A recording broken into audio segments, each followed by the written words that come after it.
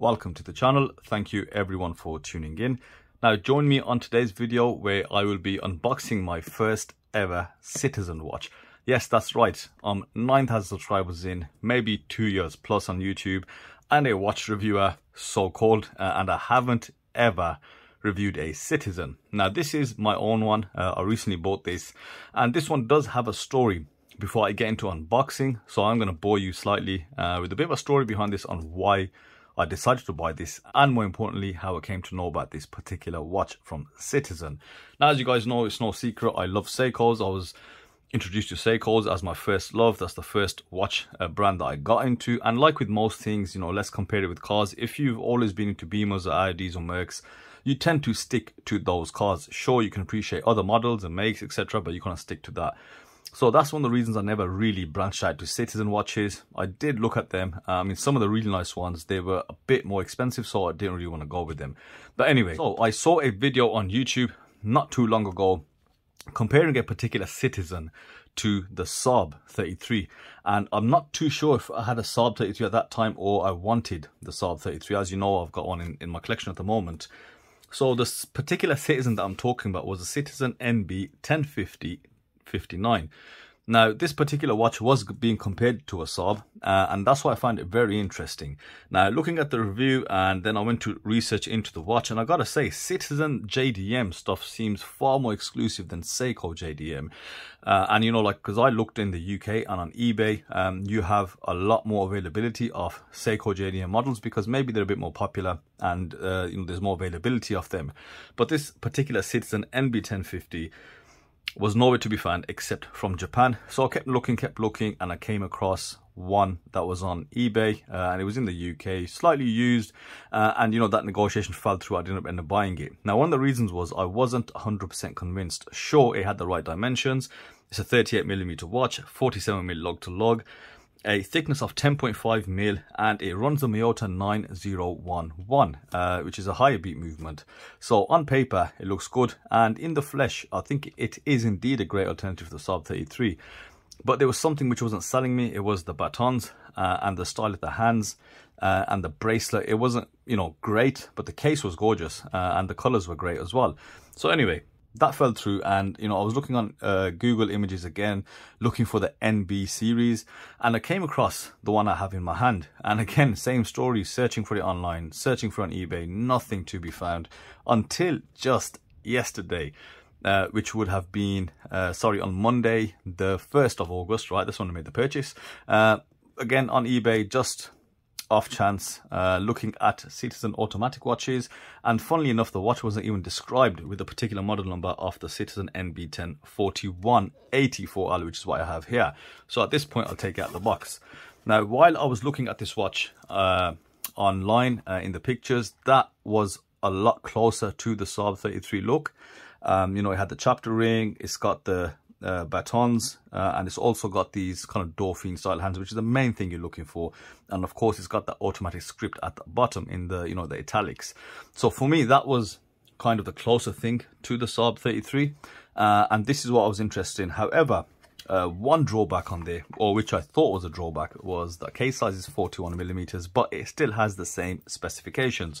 So this watch does come with sapphire crystal, 100 meters of water resistance, as you can see, full stainless steel, but the upside is it's got the Miyota 9011 movement. And yeah, so that's the story basically. I found this a couple of days ago and ended up just purchasing it. Now I think between both watches, they are slightly pricey, I'd say. So the NB1050 59, I've seen them from £350 to around 400, and I think Norman Watches does them for just under £500, so kind of pricey. But then you got this 1041, slightly cheaper, and they range between £250 to around £250. But of course, you got to pay import costs and, you know, customs, etc. But yeah, this one was on eBay, slightly used, you know, in hand.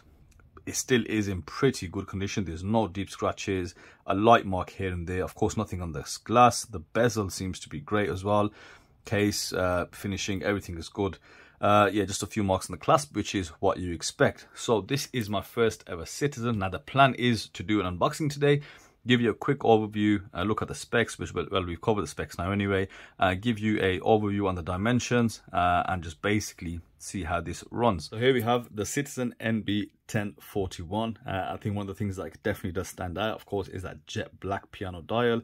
You've got the applied Citizen logo, the white text automatic above the 6, plain dial, and the polished hour markers, those polished hands. Yeah, so that's that Sugess look that I'm looking for, and I think it is even better alternative, albeit it is slightly larger, so I don't know what you guys feel about that, but I'll find out when I put this on wrist how I feel about it.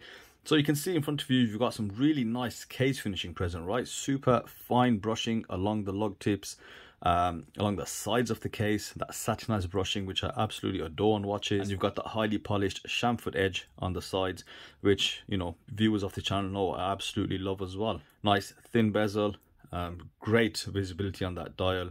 Of course, no lume, but that finishing and the case design is gorgeous. The bracelet for me, right, again, is another plus point. Just look at that detail on the bracelet. This is a 5-link bracelet.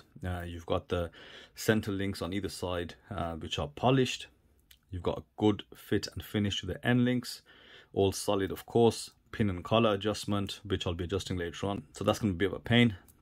You've got the same clasp as the Saab, milled as well, and there's that beautiful movement on the back. As you can see, Citizen, because this is their own movement, they have decorated it, hollowed it out, and you can see Citizen engraving in gold.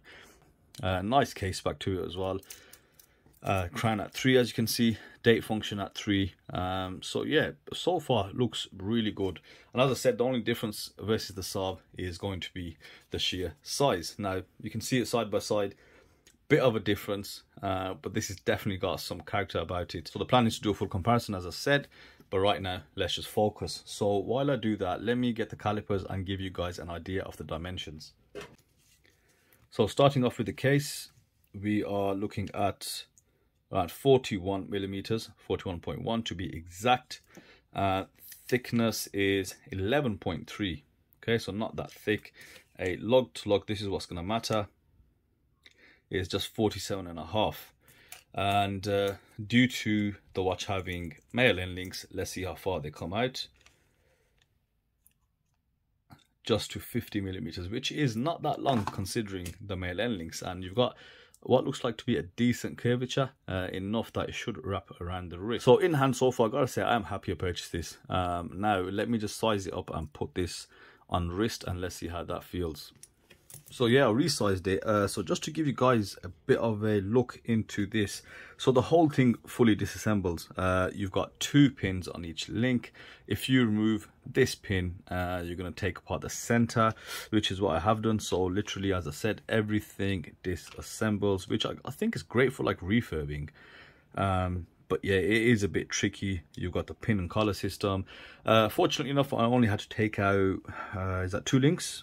And because it was already partially sized from the previous owner. So let me give you guys a look at the Citizen NB1041 84L on wrist, and it fits really well. You know, that 41 case diameter doesn't actually make that much of a difference to me. It seems to fit on this wrist quite well. That lug to lug is good, and the curvature of the case doesn't really need female end links, but sure, there's always a preference for female end links wherever possible. But yeah, I do like the presence, and again, there's a lot of shine on there, a lot of reflective light play, and the crown is nice and secure within those crown guards. And you know, I like again how the case does really conform on wrist, very comfortable. But I gotta say, the bracelet, it definitely makes this watch, I think, undeniably, where a lot of people unanimously agree upon, is the bracelet on the Saab 33. It kind of kills the watch off slightly. I think that bracelet is just so drab, so plain. You know, there's no kind of detailing present, which for me is a massive turn off on the Saab 33. I mean, that gorgeous style there, but then just destroyed by the bracelet. So anyway, this is my latest purchase. I am going to wear this for the next few days. As I said, on wrist now, I'm really enjoying it. So then I'll be doing a review, the Saab 33 versus the big ass Citizen NB1041. You know, is it the better spec watch? That's the question. And let me know your thoughts on this watch. What do you guys think? Did I make a good purchase? and is that something you would consider looking into now that you've seen this? So yeah, let me know in the comment section what you think. So thank you guys for watching as always, and I'll see you on the next video.